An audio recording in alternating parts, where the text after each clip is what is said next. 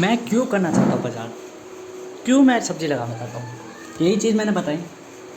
मैं सब्ज़ी इसलिए लगाना चाहता हूँ ताकि मेरी एक इनकम बन जाए, मैं थोड़े से पैसे से ही लार्ज अमाउंट ऑफ मनी बना लूँ। मुझे डिपेंड नहीं करता क्योंकि मुझे एग्जीक्यूट करना आता है। मैं कहता हूँ कल भी तो कमाना पड़ेगा, आज नहीं तो कल तो कमाना पड़ेगा ना, तो आज क्यों नहीं कमाया जाए। आज अगर चालू कर दूँगा तो कल को तो अपने आप कमाने लग जाऊँगा।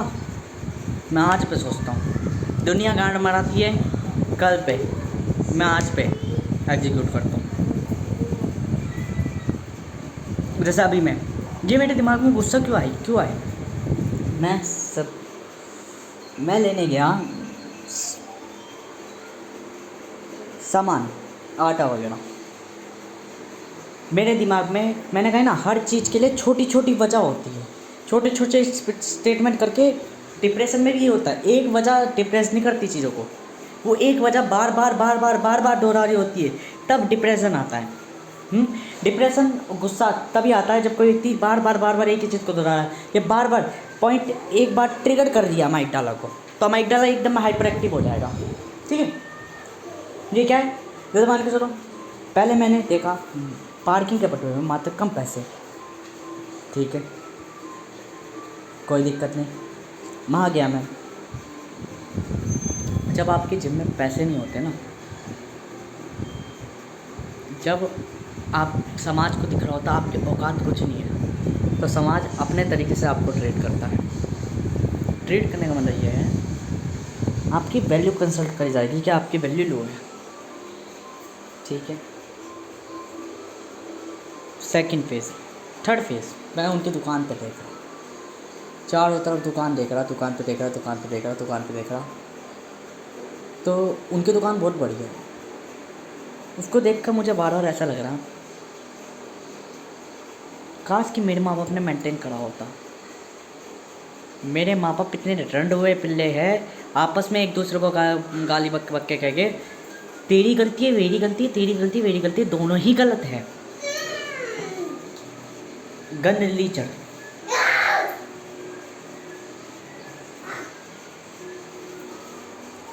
पता है, चुभन आपको तब इतनी नहीं होती जब आपके पास थोड़ा है और दूसरे के पास ज़्यादा है। चुभन आपको जब होती है जब आपके पास कमाने का कुछ साधन नहीं है, कुछ नहीं है, तब हम पे कमाने का कोई साधन नहीं है पार्किंग के अलावा। है हम पे तो साधन, पर साधन क्या है, दुकानें हमने किसी को दे रखी है, हमारी दुकानें बच रही है गूजरों से। ये भी मेरे गंदे पाप की सोच है। खुद नहीं कमाना, खुद घर में बैठे बैठे फ़ोन देखता रहेगा, ये मेरे गंदे पाप की सोच है। और आखिर में क्या होगा, गरीब मरना। 2 साल पहले प्रिडिक्टमेंट करती थी, 2 साल पहले मैंने कही थी भूख मरे मरोगे, कह रहे कि तू कौन होता बोलने वाला है, हम मरेंगे भूख मरे, आज भूख मरे मर रहे भूखलंडे से। क्यों, मेरी बात एग्जीक्यूट नहीं हुई क्या, मेरी बात अप्लाई नहीं करी, दैट मीन मैं राइट था। दूसरों को दुकान पे दे दोगे तो अब खुद क्या कमाओगे, काम नहीं करोगे तो कैसे कमाओगे, भूखे ही मरोगे। भगवान भरोसे बैठोगे तो कैसे खा लोगे, भूख मरे मरोगे। फिर भी मैंने कभी वो नहीं ली। मैं वहाँ देख रहा, घर पे आया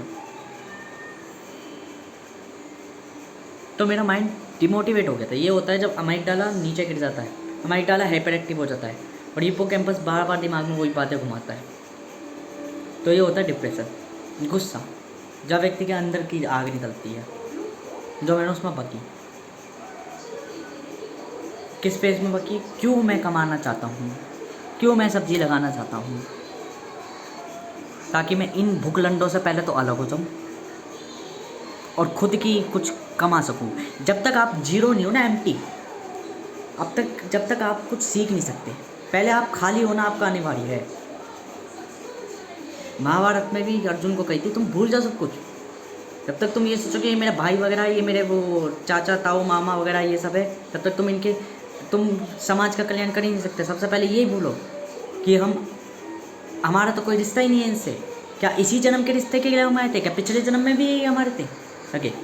तो पहले ये होता है, पहले एम्प्टी होना होता है। तो इन बुकलंडों को कुछ नहीं है, ठीक है। फर्स्ट क्वेश्चन यही हो गया जो मैं कहना चाहता हूँ, why I hate it my parents.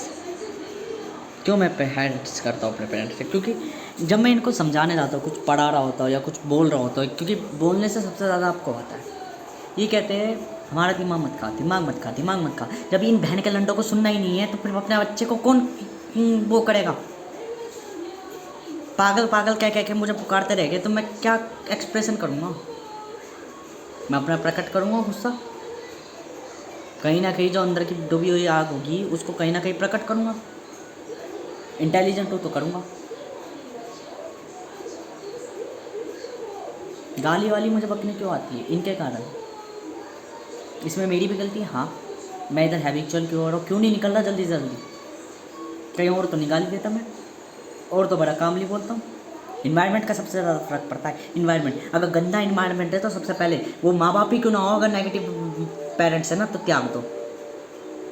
इसलिए मैं कहता हूँ कि अगर माँ आपको यूँ कह रही है कि तुम कभी काबिल नहीं हो सकते, तू अपनी ज़िंदगी में एक प्लॉट ही बना के दिखा दे केवल,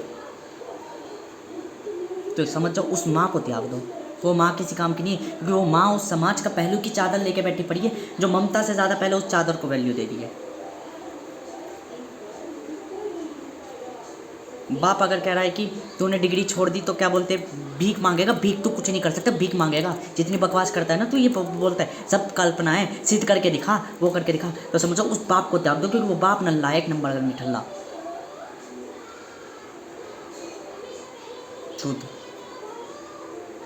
जब तक नहीं टागोगे तब तक भूखलंडे ही मरोगे जिंदगी भर। इन्वायरमेंट सबसे ज़्यादा डिपेंड करता है किसी भी कामयाबी के लिए। बिन इन्वायरमेंट के कामयाबी नहीं हो सकती। क्यों आ रहा है मुझे गुस्सा? बिकॉज माई अमाइट डाला बार बार मुझे दिखा रहा है, बार बार मुझे दिखा रहा है क्यों मुझे कमाना है, क्यों मुझे करना है। क्या ये गलत है? नहीं, ये गलत नहीं है। अगर अभी इसे मैं एक्सप्रेस करूँगा तो अभी 1-1.5 घंटे बाद जब मेरा अमाइट डाला, 24 घंटे बाद जब मेरा अमाइट डाला ठीक होगा, तब मुझे इसमें मीनिंग मिलेगी, क्योंकि मेरा लॉजिकल ब्रेन तब काम करेगा। Then I am think that चल क्या रहा है, सोच क्या रहा हूँ और चाह क्या रहा हूँ।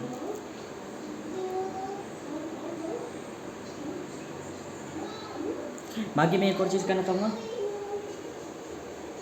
मैं जो 5 सर्कमस्टेंसेस की बात करना चाहता हूँ, एक सर्कमस्टेंस जो कल बनाया था, गेम को खेलकर चीज़ों को समझना, जैसे इन्वेस्टिंग वगैरह ये सारी चीज़ें। माइनक्राफ्ट खेल रहा था तो माइनक्राफ्ट में भी कई चीज़ें पता चली, सर्वाइवलेंस में कैसे एक एंटरप्रेन्योर कैसे एंटरप्रेन्योर का वहाँ पे ये चीज़ थी कि मैंने कोई चीज़ ग्राइंडिंग कर रहा है तो अमीर कैसे बनता है और कोई चीज़ अमीर नहीं बन पाता। क्यों? बात ये नहीं कि आप कितना मनी अमाउंट खींच रहे हो, अमाउंट आपकी एक स्टेटिकल स्टेट है। बात किस पर है? बात है मेनली जब आप एक स्टेट में खेल रहे हो, अपर स्टेट जाने के लिए आपको अगर मान के चलो मैं एक गेम खेल रहा, उस गेम में क्या था, आप एक मॉन्स्टर इंसानों को खा के वो जो इंसान का मीट होता था वो करेंसी के रूप में होता था। जैसे जैसे लेवल बढ़ती तो बड़े बड़े लेवल नहीं बढ़ती, मतलब कि जैसे जैसे एरिया खुलता तो और हार्ड वो आते। मान लो मैंने जब अपने आसपास के एनवायरनमेंट के फील्डिंग के खाने लग गया इंसान, तो मुझे खाने में कम टाइम लग रहा और उनसे मीट मिल रहा, बहुत कम अमाउंट में मीट मिल रहा, मान लो 7-7 ही मीट मिल रहा, पर उनमें टाइम कम लग रहा। जब मैं कोई बड़े मीट वाले के पास जा रहा, मतलब दूसरी एरिया पे जा रहा, दूसरे एरिया में क्या था, लार्ज अमाउंट में मीट था, लार्ज अमाउंट में मीट मिला, पर उसमें टाइम बहुत जा रहा था जो मेरे लिए ख़तरनाक था। तो या इसलिए मैं एक्युमुलेशन कहता हूँ। पहले आप अपनी फील्डिंग द्वारा ही अपने आप को कैपेबल बना लो दूसरी स्टेट के हिसाब से, देन शिफ्टेड हो दूसरी स्टेट में।